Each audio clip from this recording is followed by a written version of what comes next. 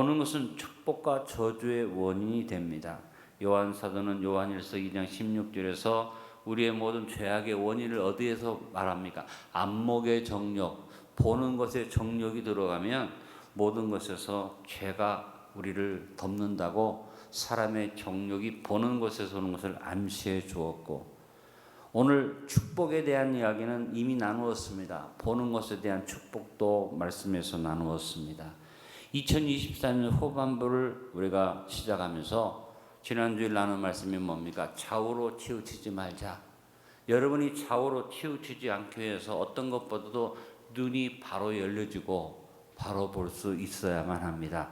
오늘 주 앞에 나온 여러분, 좌우로 치우치지 않는 믿음의 사람으로 바로 보고 살아가시길 간절히 바랍니다. 영안이 열려지기를 축원합니다. 무엇보다 먼저 자신을 바로 보아야 합니다. 우리가 모든 것을 바로 보기 위해서는 무엇보다 먼저 자신을 바로 볼 수 있어야만 합니다.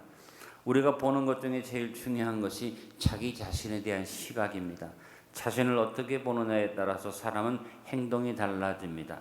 그래서 가장 좋은 예로 우리가 단체나 조직이 형성이 되면 제복을 입히는 유화가 거기 있습니다. 일단 제복을 입혀놓으면 사람들은 스스로 그 제복의 의미에 알맞게 행동하기를 시작합니다.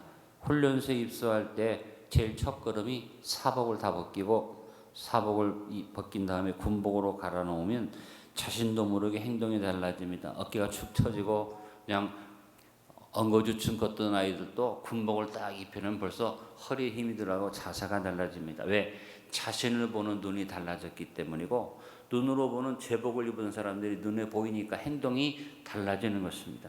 이처럼 우리가 자신을 보는 눈은 환경과 조건에 따라 시시각각으로 변합니다.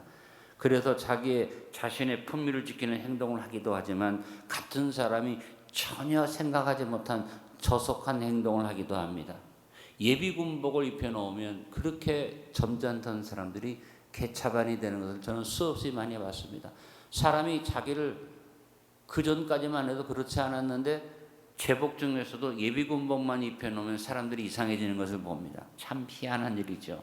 그래서 우리가 제복을 입으면서 담대함을 갖기도 하고 반대로 흐트러진 자세를 갖기도 합니다. 똑같습니다. 우리가 영적으로도 영안이 열려지면 믿음의 사람이 되는데, 같은 사람이 조금만 눈이 달라지면 낙심하고 좌절하기도 합니다. 이런 변화는 일시적이죠. 제복을 벗겨놓으면 달라지는 것, 일시적인 것입니다. 그런데 여러분, 이런 일시적인 안목의 변화가 중요한 건 아니라 내 삶에서 우리의 안목, 영안이 일시적이 아니라 앞으로 계속해서 영원히, 여러분 영안이 활짝 열려지길 바랍니다. 우리가 삶을 바르게 바라보려면 우리는 우리 자신을 뭘로 바라야 됩니까? 하나님의 안목으로 나를 보자. 하나님이 나를 보시는 눈, 내가 판단하는 나의 존재가 뚜렷하고 정확할 수도 있고 그렇지 못할 수도 있습니다. 다른 사람들이 나를 평가해 주는 그 평가가 그것이 옳을 수도 있지만 전혀 다를 수도 있습니다. 나의 존재에 대해서 어느 시각도 온전할 수 없습니다. 물론 내가 나를 보는 것도 중요하고 다른 사람이 나를 보는 것도 참고가 돼야겠습니다만, 가장 중요한 것은 하나님이 보시는 내가 어떤 모습인가를 발견하고 우리는 거기에다 우리의 시각을 맞추고 영안을 맞춰야만 합니다. 우리에게 있어서 제일 중요한 것은 하나님이 나를 어떻게 보시는가에 있습니다. 그래서 회개가 중요한 겁니다. 하나님이 나를 보시는 대로 하나님 앞에 설 수 있게 해서 하나님이 보시는 내가 바로 서기 위해서 우리는 기도해야만 합니다. 우리가 믿음을 가졌다고 하는데 우리 자신을 바라볼 때 얼마나 많은 부분을 인간적인 눈으로 나를 보는지 모릅니다. 또 다른 사람이 나를 평가할 때 믿음이 있는 사람이 다른 사람의 평가에 따라서 막 흔들리는 것을 볼 수도 있습니다. 여러분, 이것은 기준이 될 수 없음을 기억하시고 주님이 나를 보시는 것을 늘 생각하며 살아가시기를 간절히 바랍니다. 우리 주님이 나를 어떻게 보십니까? 사랑스럽게 보시고 나를 인정하시고 불러주시는 하나님의 그 눈길을 기억하는 여러분 되시기를 간절히 바랍니다. 어린아이들 부르는 찬송 중에 그런 찬송이 있죠. 나를 사랑스레 보시네. 주님이 내가 행하는 것을 그냥 보여 사랑스럽게 보신다. 예수님을 주님의 면전에서 모른다고 3번씩이나 부인했던 베드로는 자기 자신에 대해서 절망을 느꼈습니다. 그래서 그렇게 유명했던 수제자가 다 때려치우고 다시 업으로 돌아갑니다. 그래서 갈릴리에 가서 그물을 던지고 그물을 씻고 그물을 깁고 있습니다. 근데 부활하신 예수님이 베드로를 찾아와서 베드로를 책망하시거나 나무라봐내고 베드로를 믿음의 눈으로 보십니다. 그리고 베드로에게 말씀하셨습니다. 베드로야, 내 양을 쳐라, 내 양을 먹이라.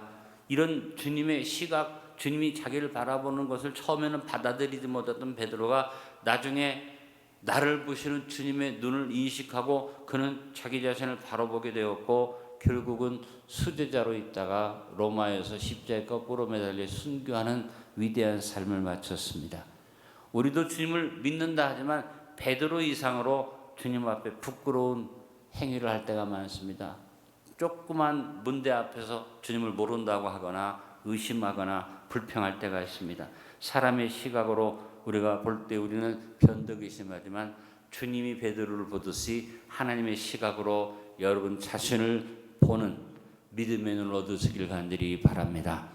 우리는 뚜렷하게 이 체험을 했던 베드로를 통해서 우리의 모습을 바로 볼 수 있는 축복을 받았습니다. 우리 신앙인의 정체성을 말하는 베드로전서 2장 9절로 10절을 너무나 잘하는 말씀 천천히 합독합니다. 그러나 너희는 택하신 족속이요 왕같은 제사장들이요 거룩한 나라요 그의 소유가 된 백성이니 이는 너희를 어두운 데서 불러내어 그의 귀한 밑에 들어가게 하시니에 아름다운 덕을 선포하게 하려 하심이라. 너희가 전에는 백성이 아니더니 이제는 하나님의 백성이요 전에는 긍휼을 얻지 못하였더니 이제는 긍휼을 얻은 자니라. 베드로는 무식한 사람이었어. 베드로는 어떻게 보면 다혈질인 정리가 안 된 사람이라고 볼 수 있어요. 그러나 주님을 만난 다음에 베드로는 어떤 학자보다도 또 어떤 신학자보다도 어떤 설교자보다도 아주 정확하게 우리의 모습을 정리해서 가르쳐 줍니다. 그냥 베드로가 내가 주님을 만났는데 이렇게 인정받았다 이 정도가 아닙니다. 우리의 신분, 택하신 족속, 우리의 직분, 왕같은 제사장, 우리의 소유권, 그의 거룩한 나라로의 위치를 말하고 소유권은 하나님의 소유고 우리의 사명이 어떤 것인가를 말해주고 긍휼을 얻은 백성이라는 구체적인 이와 같은 우리를 보는 눈에 대해서 베드로가 먼저 보고 우리가 알려줬으므로 우리는 비록 영안이 좀 어둡고 잘못 판단한다 할지라도 말씀을 통해서 자신을 바로 보며 이 후반부를 승리하며 살아갑시다. 오늘 첫 번째 항목 우리 같이 결론을 읽어봅니다. 믿음의 안목으로 자신을 바라보고 2023년의 후반부를 살아가도록 합시다. 다음 우리는 내 자신을 바로 볼 뿐 아니라 자신의 환경을 곱게 살펴 바로 보아야만 합니다.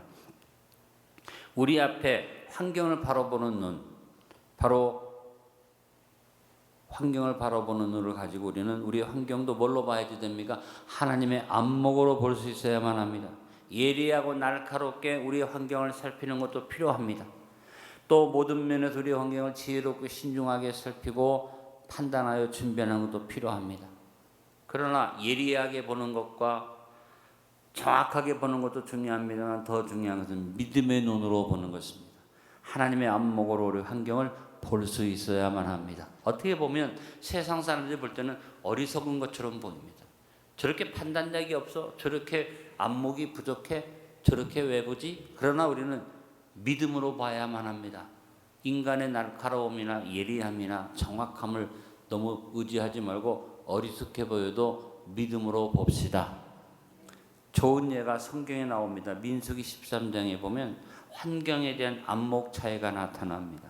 이스라엘 백성들이 가나안을 향해 진군하고 요단강 이편에서 각 지파에서 한 명씩 정탐꾼을 뽑았습니다.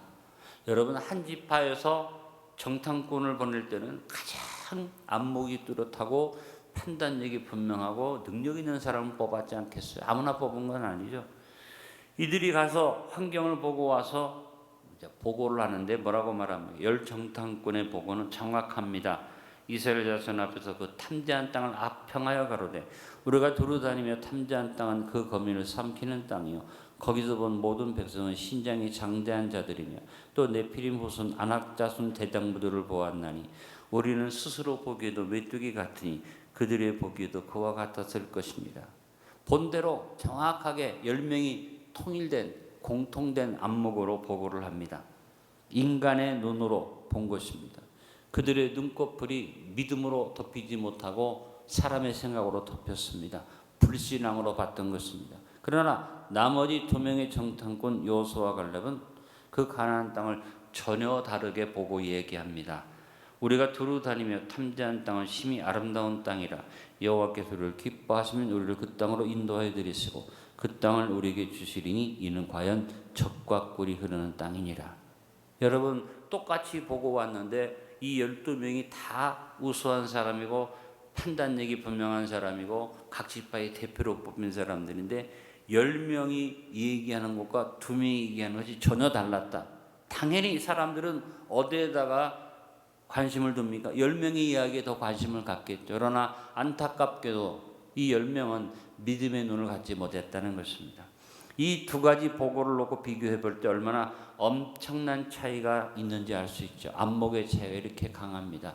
같이 예배드리고 같이 믿음 생활하는데 영안이 열려진 사람과 영안이 열려지지 않은 사람의 차이는 이렇게 엄청난 차이가 날 수밖에 없습니다. 결국 하나님의 안목을 버리고 인간적인 판단으로 환경을 바라본 열정탐꾼의 보고를 받아들였던 이스라엘 백성들은 불평원망하다가 결국은 가나안 땅에 못 들어가고 40년 방황해서 다 죽어버렸고 그 후세대가 들어갔죠.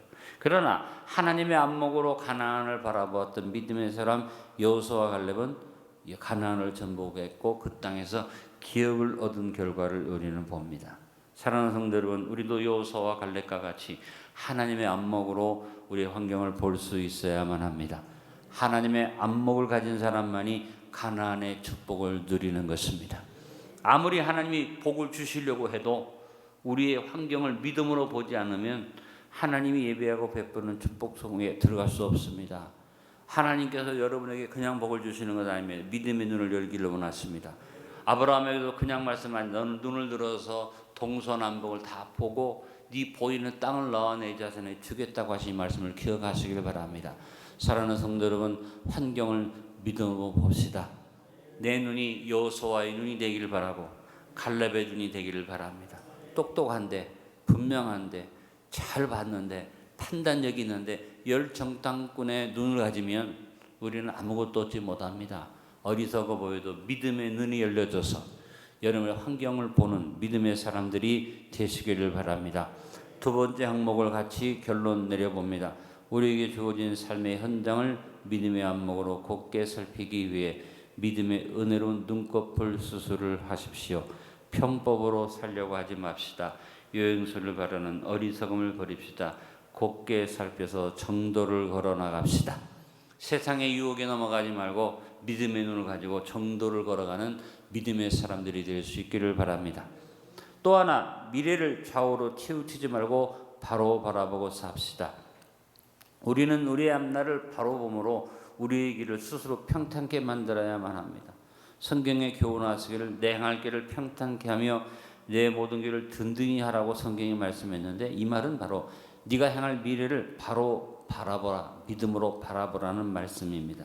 대부분의 사람들은 미래를 바라볼 때 현실만을 중심으로 미래를 바라봅니다.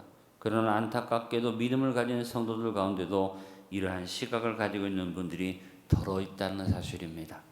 이 대표적인 좋은 예가 아브라함과 조카 롯의 이야기가 아니겠습니까? 오늘 본문의 배경이 되는 얘기죠. 가나안 땅으로 하나님의 명령을 받아 이주했던 아브라함과 롯이 하나님의 축복을 받아 풍요해지니까 양떼가 많아지니까 목자들 사이에 다툼이 일어납니다.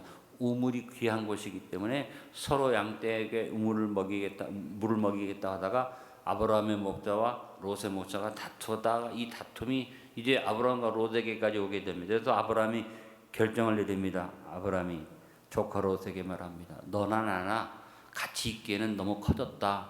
그러니까 우리가 서로 헤어져서 서로 상관이 안 되는 먼 곳으로 떨어져 나가는 것이 좋겠다. 그리고 롯에게 말합니다. 우리는 한 고륙이라 너나 내 목자나 내 목자나 서로 다투게 말자. 내 앞에 온 땅이 있지 아니하냐. 나를 떠나라. 내가 처하면 나는 우하고 내가 우하면 내가 처하리라. 조카 하나뿐이 없는데 혼자 놔두기가 안타까워서 데리고 왔어요.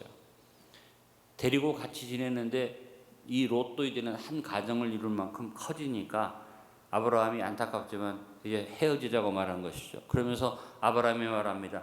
네가 먼저 선택해라. 내가 어른이고 내가 너를 키웠으니까 내가 먼저 선택해야겠지만 아브라함은 양보하는 마음으로 롯에게 우선권을 줍니다. 롯은 인간의 시각으로 미래를 바라보고 그가 눈을 들어 요단을 보니까 요단 땅이 기름지고 피옥한 것을 봅니다.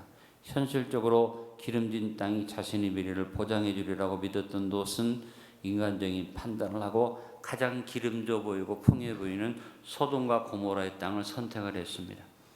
행할 척경을 평탄하게 바라보고 믿음으로 봐야 하는데 믿음의 눈을 보지 못하고 현실에만 의존했던 것입니다. 당연히 롯이 어떻게 해야 맞습니까?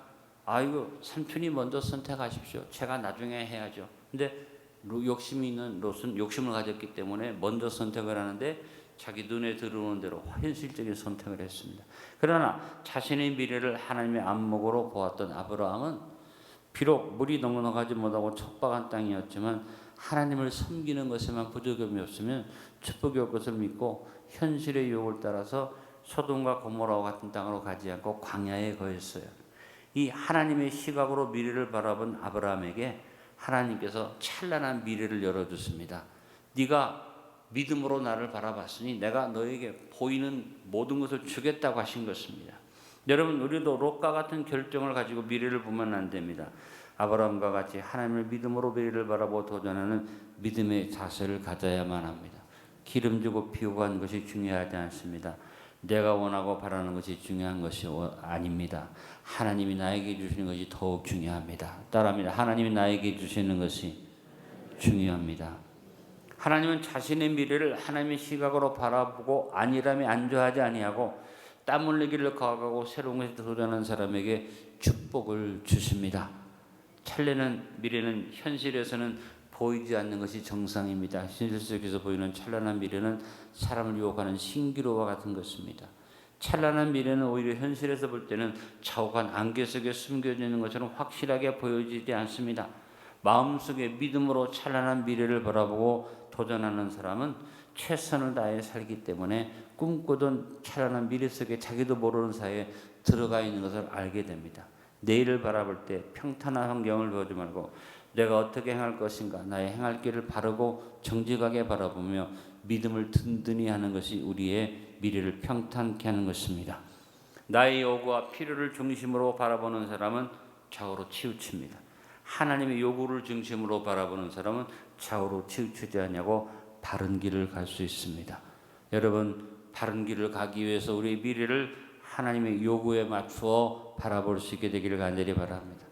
믿음으로 이삭을 얻었던 아브라함에게 하나님이 너무나도 가혹한 요구를 하십니다. 창세기 22장에 하나님이 아브라함에게 요구하신 내용이 나옵니다. 여호와께서 이르시되 내 아들 내 사랑하는 독자 이삭을 데리고 모리아 땅으로 가서 내가 내게 일러준 한 산 거기서 그를 번제로 드리라.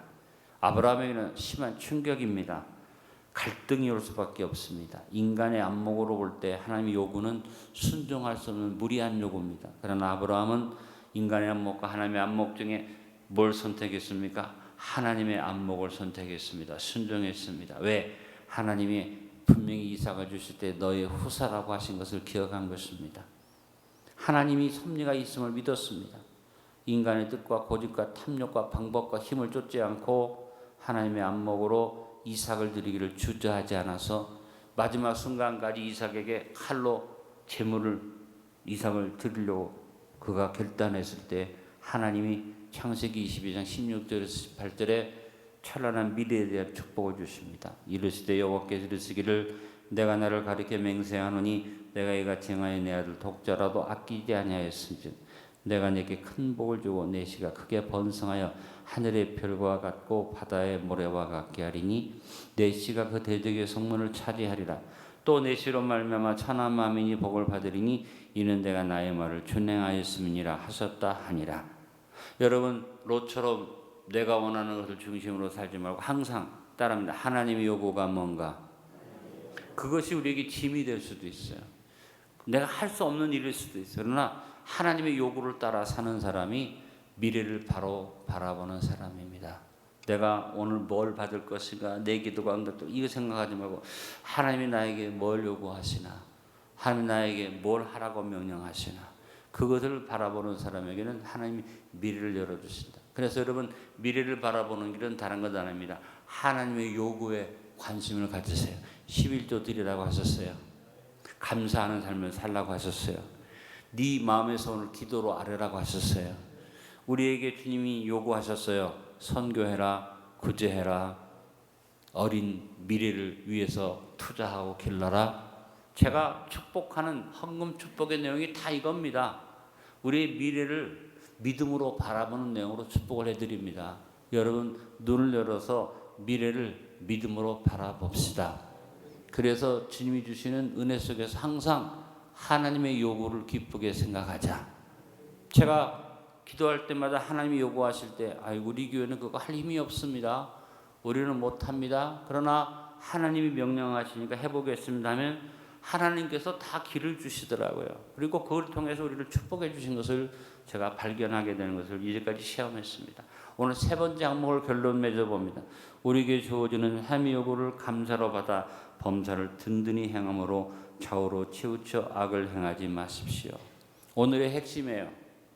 우리 오늘 예배에 나온 성도 여러분, 하나님의 요구에 관심 갖고 삽시다. 나에게 뭘 하라고 하시는가?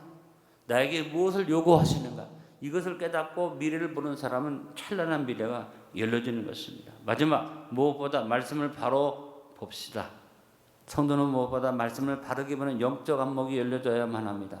하나님의 말씀을 읽는 자와 듣는 자와 그 가운데 지키는, 기록한 것을 지키는 자가 복이 있다고 하신 말씀을 우리는 명심하고, 잠언서 3장 21절에 말합니다. 내 아들아, 완전한 지혜와 근신을 지키고 이것들이 내 눈앞에서 떠나지 말게 하라. 하나님 말씀 중에서도 지혜도 중요합니다만 근신, 이렇게 하지 말아라, 이렇게 네 삶을 정리하는 근신을 명하신 것을 우리는 주목하고 볼 수 있어야지 됩니다.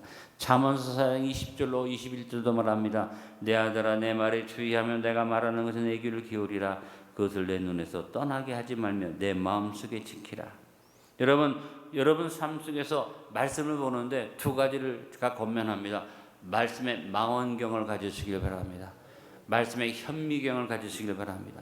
말씀을 전체로 보는, 그래서 말씀을 그냥 한 가지에 집착만 하지 않고 전체를 보는 눈을 가지고 말씀을 읽으시고, 그 다음에 내 삶에서 내가 실천해야 할 것들을 현미경으로 살펴서 많이 하려고 생각하지 말고 오늘 하루라도 내가 뭘 해야 할까, 하나님의 요구가 뭘까, 망원경으로 하나님의 뜻을 살피는 일을 한다면은, 현미경으로 묵상의 삶을 살면 그 사람은 말씀을 바로 보는 자리에 설 수 있게 됩니다. 여러분, 하나님께서 주시는 말씀으로 우리의 전체를 잘 바라보는 안목을 얻는 것은 예배에 열심히 참여하는 겁니다. 예배에 오시면 제가 여러분에게 망원경을 펼쳐드립니다. 그리고 마음속에 그것이 탁 부딪혀올 때 그 말씀을 붙잡고 개인의 삶 속에서 묵상하면 현미경으로 여러분의 걸음을 하나님이 말씀해 주시는 것입니다.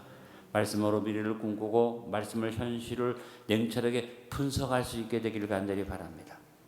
이제 마지막 부분을 정리해 봅니다. 같이 마지막 때의 증거와 현상들이 뚜렷하게 드러나고 있는 오늘의 현실에서 주님의 다시 오심을 바라보며 주시는 말씀을 바로 보는 눈이 더 크고 분명하게 열리기를 기도합시다.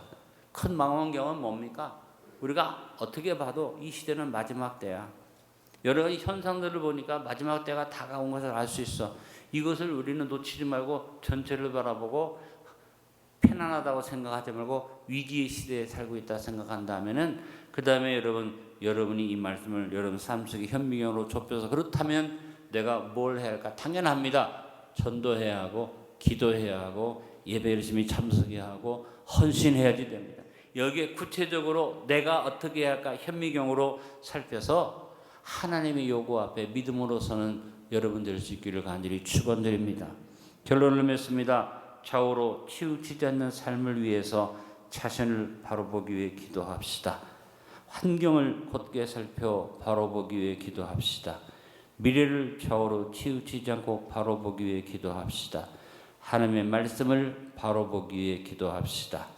어떻게 보면 다 아는 이야기, 막연한 얘기니까 제가 하나 여러분에게 키워드를 던집니다. 하나님의 요구, 이걸 중심으로 여러분이 안목을 열어나가면 모든 것을 다르게 볼 수 있습니다. 하나님이 나에게 뭘 요구하시는가, 이것을 보는 눈이 열려지고, 그래서 그것에 순종하는 믿음으로 승리하시기를 예수님의 이름으로 축원합니다. 따라합니다. 자신을 바로 보기 위해 기도합시다. 환경을 곱게 살펴보기 위해 기도합시다. 미래를 믿음으로 바라보기 위해 기도합시다. 말씀을 바로 보기 위해 기도합시다. 이제까지 여러분이 계속해서 나누는 말씀인데 여기에 제가 중심 핵심 단어로 하나님의 요구를 던져드렸습니다. 여러분이 여러분 삶 속에서 어디에다 방향을 둬야 할 것이냐, 하나님 나에게 뭘 원하시는가, 뭘 요구하시는가, 여기에 관심을 가지고 나가면 나를 바로 보게 되고 환경을 바로 살피게 되고 미래를 믿음으로 보게 되고 말씀이 제대로 보여주는 축복이 우리에게 주어질 줄로 믿습니다.